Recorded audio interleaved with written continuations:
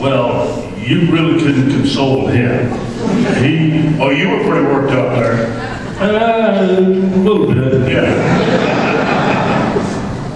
But, you know, I have to say, and I'm going to be serious for just a minute, and somebody think I can't be serious, but, you know, I was going to go visit Ronnie on a Friday before he passed away on Thursday, and I was going to be in Arizona, and I was looking forward to playing golf with him and ragging on his fanny. And I got a call that night that he was not doing well and that he would likely pass. And sure enough, I get a call and he had passed away. And, you know, when we were playing, he was a very intense player. And sometimes he said things that he didn't know he said. And he could aggravate you in a lot of different ways. I didn't know that he was a diabetic for about 6 years. And used to rag on him about eating candy and all kinds of stuff. But, you know, over the years, since we have not been playing and we haven't had to leave our lives on the field, so to speak, I've really enjoyed being with him. He came a long way. And I must tell you that for him to last as long as he did, with all that he had going on, was an incredible feat. One day I played golf with him, and I know I got to keep an eye on him. And sure enough, he's off over here to the right, and he hits a shot, and his blooming prosthesis comes off. I think, well, what in the world is the hillbilly do now? I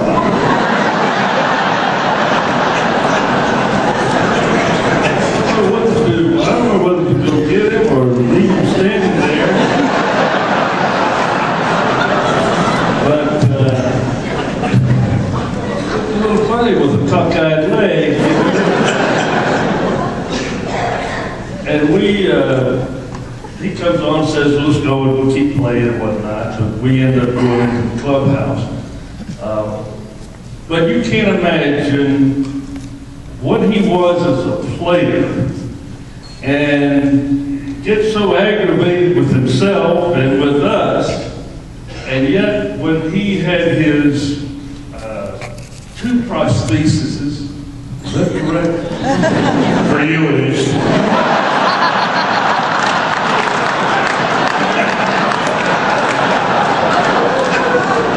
Can we get security, please?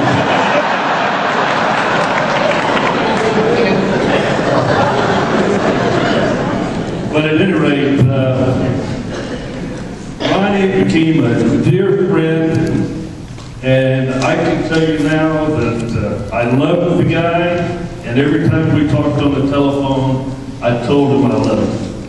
And I'm thankful that I was able to do that.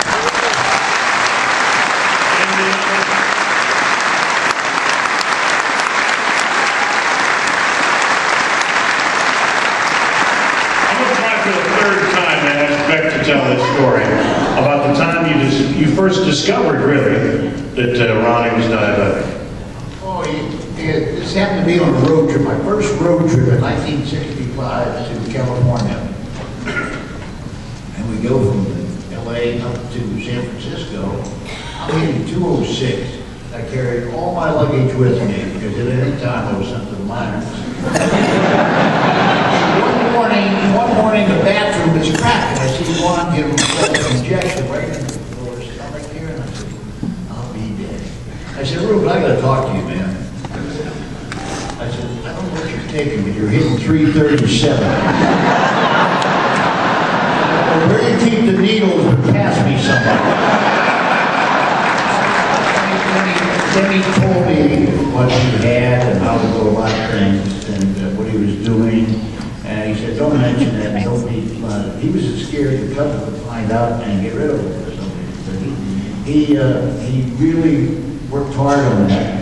And then after the game, we said, I feel good. He said, let's go out and have a drink. So we go out, go to have a drink, and he orders a double chocolate piece of pie along with his Scotch martini.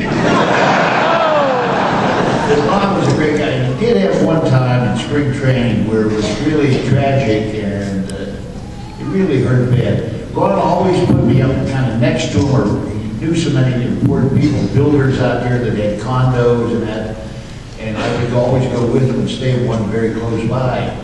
And he told me how excited he was. His parents are driving down from Seattle. And so he said, you can cook steaks. I said, fine, we'll do that. Well, at 3 in the morning, he comes over and he knocks on the door. He said, I can't believe my parents were killed in an auto accident right out of Palm Springs. And I said, oh, Mom. So I decide, some way I'm going to go with you. And he said, no, you got to stay here.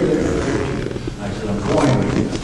And I told Lee, I'm going up to this to be with Ron. We ended up there, and but it's still a point that was tough on Ron to lose his parents during spring training and stuff like that. So I'll give the fellow credit. He had great standards for doing things and hanging up to them.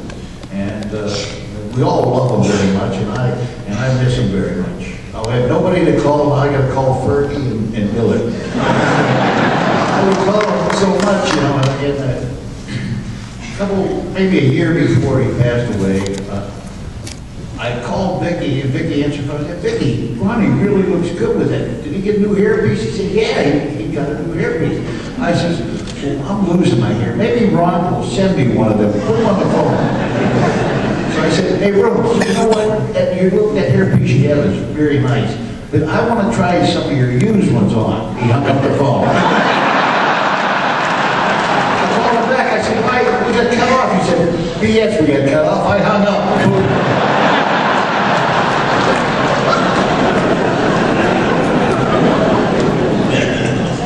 Ernie, you know, as we were describing and introducing all you fellas and the current ball players last night up here, there's always he's a versatile fella, a handy glove man, you know, all that kind of stuff. But there's always a couple of phrases that go in introducing a particular player.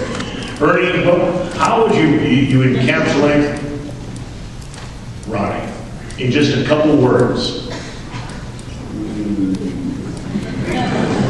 I want to see this.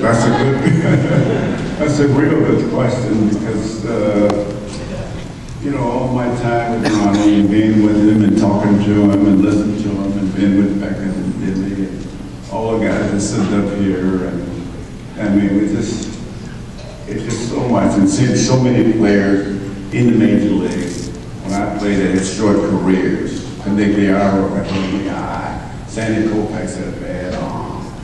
Her school got hit in the eye. I mean, how their career was shortened by some type of accident. And being with Ron and seeing all the things that he went through with that, and camouflage this. I didn't know he was diabetic, and I was around him a lot. I really didn't know that. And normally when I'm around people, I would look at that, you know, physical conditions, just how they respond to me, and that's what he did. He camouflaged it so well, and still played with great dignity and great pride, and his competitive spirit was just unbelievable. So we all should have learned from this young man about life. It goes on, it's tough, you got to deal with it, and you overcome it, and you care for it, but not that much. And he really did. He knew all about it, and he had all kinds of different things.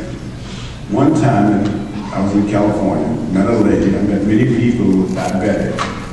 They wanted to meet Ronnie. They wanted to talk to Ronnie. So I got him on the phone. Ronnie, I got another lady here that has diabetes. She knows how to deal with it. And he said, oh, sure, Ernie, I will. Put her on the phone. And she started talking to her. And he gave her all different steps and everything. And she got better. And she thanked me for that. Every time I saw her, thank you for putting me in touch with Ronnie. Ronnie was like that. He was a player, a doctor, a competitor, an inspiration to everybody. And we need to look at this life and his life and what he had accomplished all of it. And all of you have heard him on the air. And this team, the Cubs, was his whole life. Broadcasting. And, oh, no. When you feel it, when you listen to it, you can feel how he felt about this game and playing it. And it bothered him. And last year, Billy and Glenn, we played the Pirates. We lost a close game.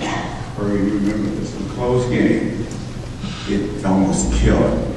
The Cubs had to send BJ to Pittsburgh to bring him back here to the doctor. It just tore him up inside. And from that, I learned loyalty, way above loyalty, is what he had. He was way above loyalty. And that was one thing I learned when I joined this team and this organization, is loyalty. And Ronnie was way above all of that, loyalty. And I was always thinking about him going into the Hall of Fame. I could visualize this. This man should be in the Hall of Fame. I mean, he's done so much.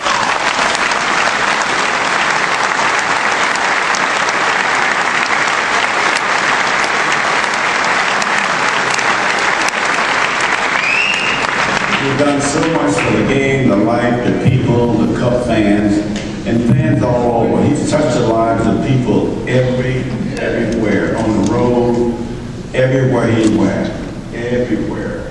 He touched the lives of people, kids, adults, individuals, ladies, men, everybody's life. He was, if he'd have gone in the Hall of Fame when he was alive, and I told him this and some other people that it would have been the greatest accomplishment that Hall of Fame has ever done is to elect him to Baseball Hall of Fame. I mean, he has done so much.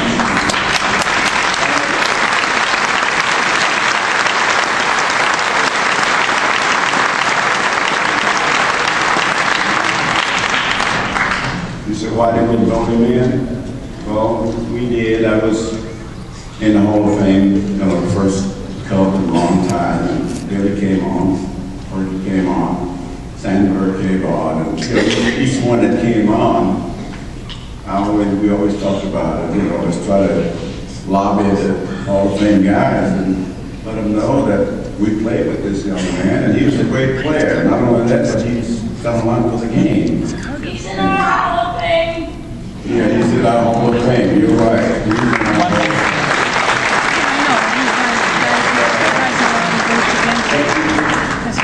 It bothered him, but not that much, you know. In Arizona, when the time came, Randy and all the media, they said, is he going to be elected in the Hall of Fame? And he would be sitting there, and there's a lot of pressure, a lot of stress involved. He'd be sitting there, and when he didn't make it, you know, I called him, and we all did. You know, showed our regrets that he should be in the Hall of Fame. And he would just smile. Oh yeah, that's right. Well, that's just the way it goes, Ernie. You know, you gotta stay in there, and I learned from him. You gotta stay in there and keep plugging, and maybe next year I'll get it. That's not what I heard him say. Randy, you got the floor. Take it. Well, Anyway, thank you. you know, some of you may know what I'm talking about, but you know, you might know somebody that's juicy. You touch them up on the fatty and they jump. Randy, what fatty mean? Tell me. You wouldn't Give know. me the definition. Cuban refugee. Thanks, Brad. Security, stay close, because I think you need help. At any rate, you know, you get on the bus. Hey, Randy, I know two people that are juicy on the ball club we played on, and he wore number 9. So don't spread any rumors around. That motherfucker, if you